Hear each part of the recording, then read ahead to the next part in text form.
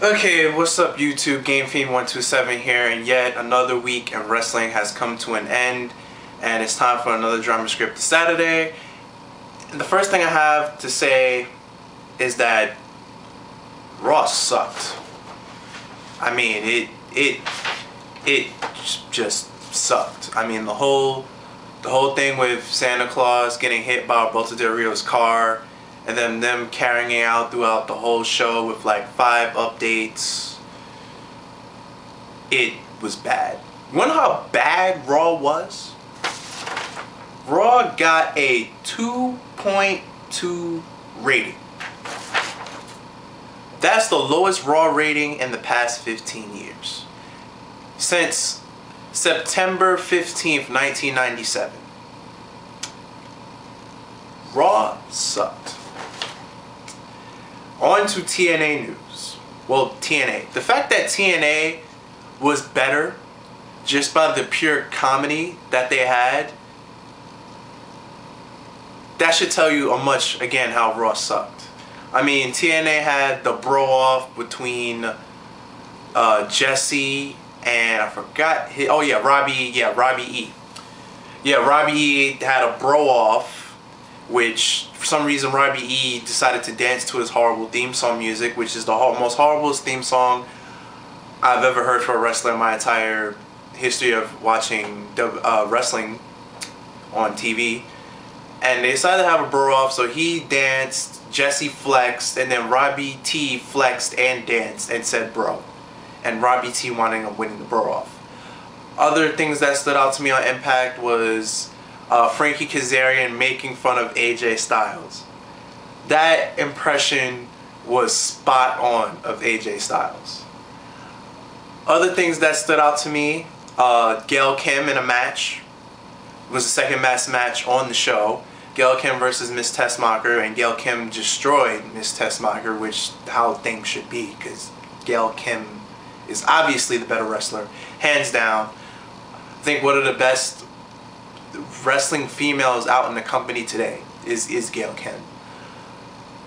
And the main event, which was Austin Aries and Bobby Roode, which was a great match. A friend of mine, Jay Wiggs, described it as, it was like Ric Flair versus Ric Flair, if that was ever to happen. Because it was a funny match. I just don't like the way it ended with Jeff Hardy taking out both of them. I didn't like that. I would like to see the match have an actual finish, but it's TNA.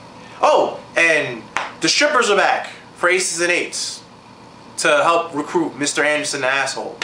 So yeah, the strippers are back. So is it going to be like every other week the Aces and Eights strippers are going to be there? They wasn't there last week, but they were there the week before.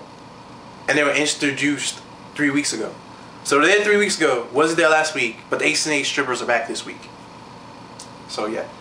And another thing, Sting comes back at 131313. Big whoop, 1313.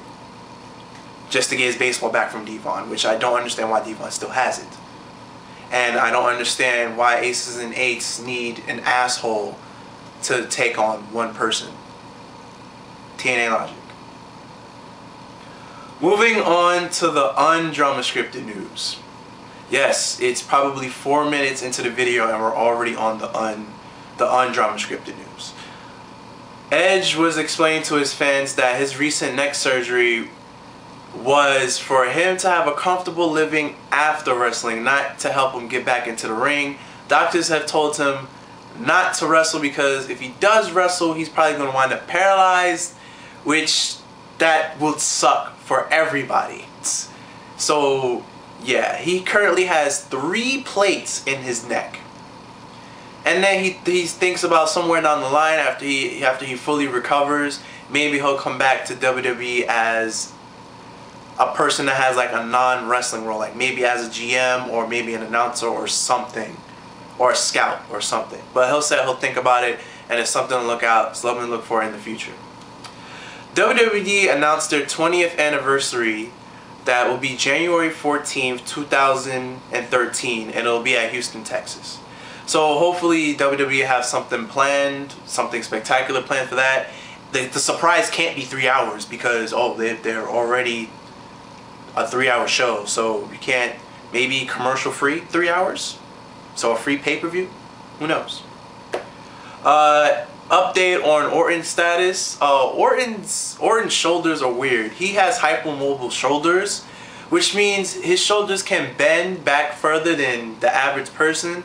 But the bad news is the wear and tear on his shoulders are faster. Like, they can't take as much wear and tear as the normal shoulders, so that they could pop out of place easily. That's why throughout the years Orton has had so many shoulder or arm injuries in the past. Is because of his hypermobile shoulders. Update on Mark Henry's status coming back is Mark Henry is still having his own shoulder problems himself, and he should be back before WrestleMania. And update on this man, Christian. He is scheduled to come back sometime in the middle of next month, but WWE hasn't decided whether or not they want to make him a heel or face. I'm saying right now, WWE, for the love of all peeps, make him a face, because if you're going to make him a heel, make him join a staple or something, because Christian is horrible as a heel. By himself. By himself, he's horrible as a heel. But with a group or with another person, he's watchable. But by himself as a heel, it's horrible. I saw Crybaby Christian when he had the Christian You're On Your Own theme song, and how he tried to prove himself to The Rock and he lost. I saw Crying Heel Christian then. We saw Crying Heel Christian, I think, a year ago when he won the World Heavyweight title for the second time against Randy Orton. Now, mind you, the matches between Christian and Orton were good. It's just that the heel whiny persona is horrible, and I can't stand to watch it. Can you? And I think that's going to wrap it up for this week's Drama Script Saturday. Feel free to tweet at me at GameFiend. Well, it will be in the description of this YouTube video. Feel free to like my fan page on Facebook, Facebook Fiend of All Games. That will also be in the description box below this video. And I'm GameFiend, Fiend of All Games, guys, signing out. Peace.